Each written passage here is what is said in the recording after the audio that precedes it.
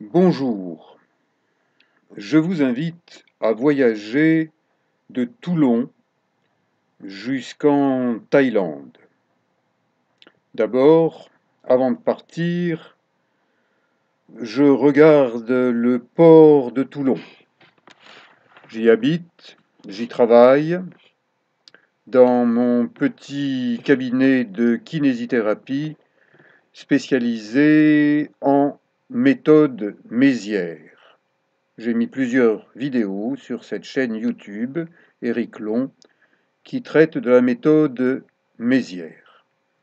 Je traverse Toulon à pied, je passe par la belle place de la Liberté avec ses jets d'eau, et je me projette déjà en Thaïlande, au niveau de l'île Raya, une de mes destinations préférées. J'ai consacré sur cette chaîne YouTube plusieurs reportages à l'île Raya. Mais avant d'atteindre la Thaïlande, eh bien, il faut passer par Nice, d'où je m'envole. Et maintenant, je passe une nuit à Nice pour éviter l'inquiétude de louper l'avion à cause d'un retard SNCF de train. Et cette belle chambre coûte 40 € seulement. Possibilité de prendre un petit déjeuner à tarif raisonnable, et de la fenêtre, on voit les avions décoller et atterrir. Ça veut dire qu'il est situé vraiment à côté de l'aéroport. Pas question quand même d'y aller à pied avec des bagages. Le nouveau tram, tout beau, tout neuf, coûte 1,50 €, alors que précédemment, le bus de la gare SNCF à l'aéroport était autour de 6 ou 7 €, et si vous prenez un taxi, suivant les taxis à la tête du client, ça tournait entre 30 et 40 €. Bien, ne vous trompez pas de terminal. Jadis, j'étais habitué à partir du terminal 1 avec la compagnie Emirates, mais maintenant, Emirates a déménagé du 1 vers le 2. Donc vous continuez en tram et vous arrivez à l'aéroport terminal 2,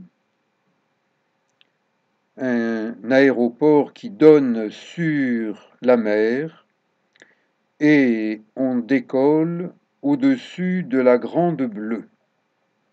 C'est vraiment un très bel aéroport, tout petit par rapport à celui où je vais atterrir à Dubaï. Mais c'est mon aéroport de démarrage. Nice, Dubaï, presque 5000 km en environ 6 heures. Le problème, c'est l'escale qui dure 3 heures ou bien 12 heures. Ça dépend des périodes de l'année. Et quand vous prenez l'avion avec une escale de 12 heures, eh bien, je vous garantis que c'est inconfortable. Car si vous dormez à l'aéroport de Dubaï, eh bien, dans des espèces de boîtes à dormir, ça coûte 21 € de l'heure. Et si vous prenez une chambre, ça coûte 160 €, premier prix. Donc, faites bien attention, amenez votre petite couverture personnelle, et puis somnoler dans l'aéroport, ça coûte une fortune. Et une simple omelette avec des frites à Dubaï m'a coûté 22 €. On prend les passagers internationaux pour des pigeons dorés et on les plume. Pour trouver votre salle d'embarquement, eh bien, vous repérez le vol que vous allez prendre en continuation. Et ensuite, eh bien, c'est une espèce de labyrinthe.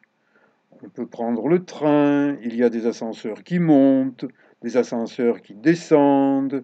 Vous ne savez plus où vous êtes perdu.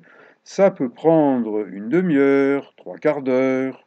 Ne vous fiez pas aux indications données par les panneaux, parce que là, c'est pour des gens qui savent marcher droit et bien, mais monsieur tout le monde risque de se perdre. Et je me suis perdu dans cet aéroport.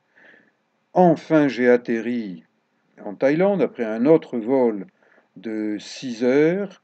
J'atterris directement à Phuket et je passe par un hôtel sympathique, le Neptuna. Et de là, eh bien, je me dirige vers l'une de mes îles préférées, sinon mon île préférée, celle de Kradan, au sud de Koh Lanta. Il n'y a pas de route, pas de voiture, pas de moto, juste des bateaux, des plages, des petits poissons. J'y ai consacré plusieurs reportages, je vous invite à les voir.